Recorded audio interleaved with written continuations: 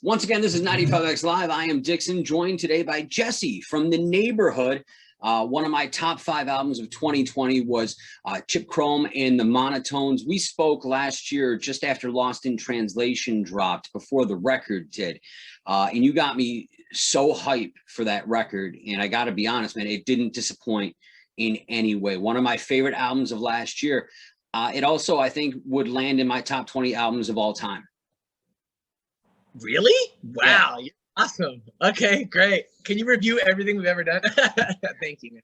I appreciate it. Well, what I love most about the Neighborhood, and especially in the later years, is how vast all of your influences are, but how easy it is for you to meld that into one specific sound that really is the Neighborhood. You're very distinct with your writing in your style. And I got to tell you that the thing that's absolutely blown me away are the 4 new tracks on the deluxe edition of Chip Chrome and the Monotones. The single Stargazing has gained so much momentum. It's just, for me, the urgency in that track is just palpable. And I think that's what's made it really connect with people in the way that it has.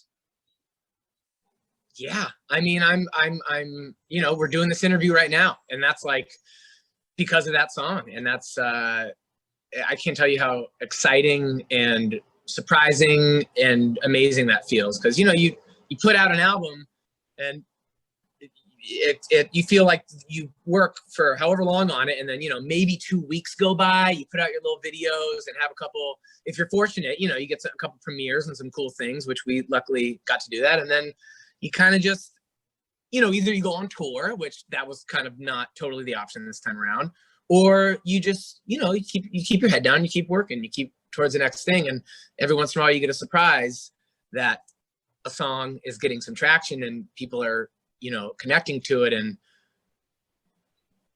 yeah, it's just like, it's always like a surprising feeling, or you know what I mean? You never know. So it's a trip, man. It was the last one we wrote for the album, and it wasn't even for the album when we wrote it. And it's like one of those kind of 11th hour moments that you hear about that actually happened. And it's like, what? That's crazy. So that's sweet, dude.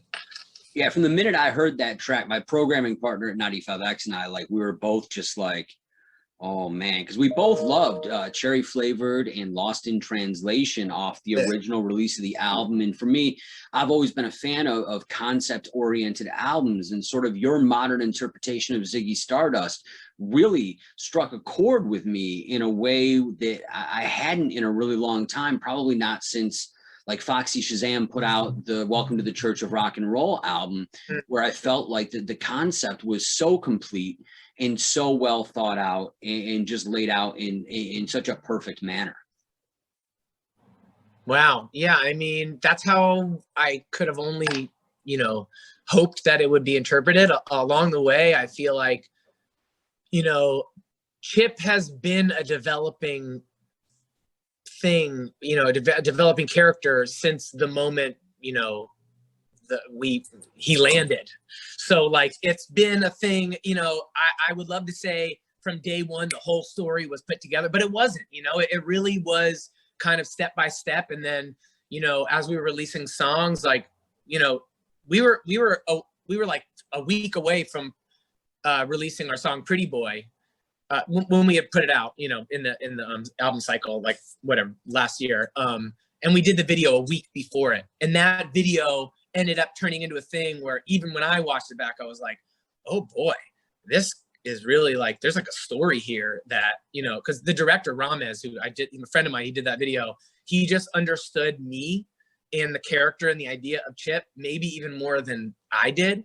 And that's been the wonderful thing about Chip too, like how you're interpreting it, how our fans have been interpreting it. Like it you know, people pick up on it in their own way. And of course, being mentioned in the same sentence as Ziggy is like the coolest thing ever. And I would be a liar if I said that that Ziggy was not obviously a giant inspiration to the character. And it's so hard in this world now to control, or at least for me, I think it is, to control your own narrative. And I wanted to be able to do that. And, you know, you're on Instagram all day, and the way people are, they group you together with other people that they think are like you. And I kind of was just sitting there one day and I was just like, I'm just like, if everybody's going to compare me to something or put me up against next to something, I wonder if I could at least look a certain way to where people would automatically think the thing that I'm thinking, and it has worked in a cool way. I was a little nervous about it because also I respect Bowie so much, but also it's not him. It's not at all Ziggy. It's my own thing, and it's also, if people wanted to see Kiss in it, I'd be fine with that, or Dolly Parton. Any which way, like it was a character that I was playing that was about a visual that helped bring you into the music. Anyway, I'm talking too much, but I'm just excited that you're excited about it, man. Thank you. I can't thank you enough. It's so there's cool. no thanks necessary. And it's exciting for me that, given, a lot of people don't understand the length that this process goes through. I mean, a lot of these songs were probably birthed almost 2 years ago. And the fact that you're still as excited as you are about them and the opportunity to perform them and reach a new audience is inspiring, because you and the band have been around for a good long time. You're an established group. And this was almost sort of like a new step. This was sort of like the Neighbourhood saying, screw it. Like, let's just explore our artistry and do what we feel is best right now. And ultimately, I think that almost kind of effort attitude is what led to the genius that is Chip Chrome and the Monotones. Hell yeah. I mean, again, yeah, I mean, we feel that way for sure. We feel like it's lightened up our attitudes a lot. And at the same time, like what you're saying, it was a risk. And I think all of us wanted to feel that because, we've been so fortunate to have a song like Sweater Weather first try out the gate, and then an amazing group of fans that have supported us through all those different waves and sounds and, different writing styles that you were talking about that eventually has molded into what the Neighbourhood is. But, they stuck with us. And with this one, it was just kind of like, we gotta, either this is gonna completely fucking fail or it's gonna really work, or lead people to the music at least. So we better have music that we think is important enough for people to listen to. And yeah, it's worked out pretty nice. Absolutely. Are you willing to hear sort of a conspiracy theory of mine? Yeah, hit it. I love it. For me, the deluxe edition of the album with the new 4 songs at the beginning almost feels like a prequel to the story. And I don't know if that was something that was done intentionally, but it like literally the word perfect doesn't describe how that fits. Like especially into the scope of somebody that spent as much time with the album as I have, to have that deluxe edition hit and have it feel like, wow, that just, it felt like it explained a little bit more than I was conscious of in listening to the album the first 500 times. Yes. I mean, that was that wasn't the point of the deluxe. We wanted to do the deluxe to put out a couple extra tracks, and because we did have Stargazing and we were like, damn, this one's pretty hot, we should probably do something with it. And then kind of built a couple other around that. But they were so informative, the story. Like The Shining, for me, the lyrics of The Shining, like they kind of, it's interesting because there's a couple explanations or almost origin type stories within the album that you could have for Chip. In one way, in The Shining, I'm saying I'm going to paint it chrome. So it's an exterior thing. But then on Silver Lining, I'm talking about how pretty much I've been worn down as this version of myself, all these tattoos and whatever this person is, Jesse Rutherford as the character, you know what I mean? Like, has been worn down into this last ditch effort, my silver lining, my last chance to really feel like I'm a rock star. Do you know what I mean? So it's like but The Shining was so important to the story also. And like you say, it's kind of like those first 4 songs almost serve as a prequel. Like when we were putting together, that's definitely like why we arranged them that way, going into the rest of the album. So yeah. Because there's certainly a big level of foreshadowing through a lot of those songs, which I really enjoy.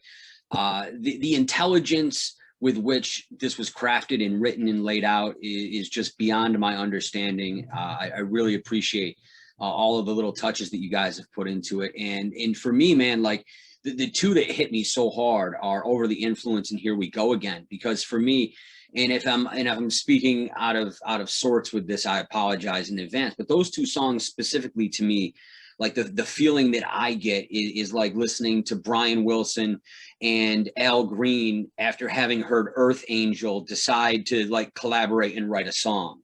And both of those songs give me those vibes. As much as that word vibes is like overused in pop culture these days, like I don't know that there's a better word for what that deluxe part of Chip Chrome and the Monotones really is, because it really is a vibe. Yeah, I mean, I agree. Don't worry about the abuse of that word. I did the same thing, but there's it does. It kind of puts you in a little universe. Those it's interesting you mentioned those two tracks too. Like Here We Go Again, Jeremy in the band, really that was like he made that his track, because we have like a demo, and we usually start a demo and we're on a computer, or we put it into the computer, and then we all sit around in a control room and add to the thing that we started. And Jeremy, which he's like the musician of the band. Like, not that all of us don't know how to play music, but he's the guy that's like, you know what I mean? Like, he's like on a different level with this music thing. Like, he's tapped into it in a way that's like, it's always been inspiring. He's like really on another level with it. And he came in the day we were working on that song, and he's like, guys, I love this song, but can we please start it from scratch? Can we please go downstairs and jam this and just start it from scratch? Which usually is like, oh, come on, man, we got to finish this album, and like we're sitting here, we already have this demo, like it's almost done. Like, come on, what do you mean you want to? And it was like, all right, let's do it. And we went downstairs into this room actually and rehearsed it, and I rewrote shit and just let him take the lead. And I'm so happy that I did, and that we all did, because he led us into a beautiful, beautiful space, into a beautiful vibe with that track, with Here We Go Again. And it really did turn into something that was so special and so real, you know what I mean? So yeah, that track specifically just like definitely hits me in a way. Special moment. Very cool. Well, what I'm hoping for is that Stargazing is so successful that it brings an entirely new audience to the album, and this album gets the attention that it so rightfully deserves, not only amongst your peers, but in the grand scheme of not only concept albums, but music as a whole. This is a standout piece, in my opinion. And I can't wait to see what comes next for you guys. I do know that you're headed to Europe and some of the Eastern Bloc countries in November on tour. Are there any plans to potentially tour the States in maybe 2022? I mean, yeah, for sure. But we have some dates that some other ones that we're gonna announce really soon. I don't want to say anything yet, but pretty freaking soon, I feel like. So yeah, man. I mean, obviously I'm so stoked, and thank you again for what you're just saying. I mean, I can't wait to be able to just go play this for people in real life, and just keep getting better at playing music. Chip has really brought us all into another zone where, like, I know I'm really, really tapped into the music itself right now more than the other pieces, which, I live in LA, I'm in the entertainment industry, logos and silver paint and all this shit. I love all that. But, at the end of the day, really getting better at music is really like, the coolest gift of all this, being able to have the chance to do that and then go up on a stage and show that. So, I'm just hoping to grow more. Very cool. Well, I have loved to see the growth that the Neighborhood has shown over the arc of your career. And if this last album is just the tip of the iceberg, I can't wait to see the entire thing as it unfolds. I can't thank you enough for taking the time to chat with me, your fans, and our listeners today. I also want to thank you for putting up with all of my superfluous smoke that I like to blow. But, there's very few things in the modern day that I think really connect with individuals in an artistic manner. And I think when something as important as this album gets dropped and released and out into the world, that it's very important to share it amongst like-minded people. So hopefully with Stargazing breaking out, more people will be, streaming the other songs from the deluxe edition, and this album will be placed in its proper position in the annals of music history. Well, you're really helping with that. So, I mean, truly, you know, we've experienced how radio can help. Um, Obviously, in the past with Sweater Weather and some other songs we've had that have been on the radio a bit. But you know, at this day and age, I'm sure I don't know if you've kept up on social media with us or anything, but for the most part, we're not on there all the time. You know, we want to put out our art. We want to, you know, be there for why we showed up, but it means so much and it's so necessary, like what you're saying, to get music heard, for word of mouth, for people to actually, that's the most I could ever, that's the truest way to ever spread something around. So thanks, man. And I want the same thing. So let's keep pushing this shit and get Stargazing. Let's kill Sweater Weather with Stargazing, huh? I don't know if Down. I am 100% down, sir. And thank you again for taking the time to do this today. We'll talk to you soon, and nothing but the best for your immediate and long-term future with the neighborhood. Stargazing, call and request it right now on 95X. Thanks again, dude.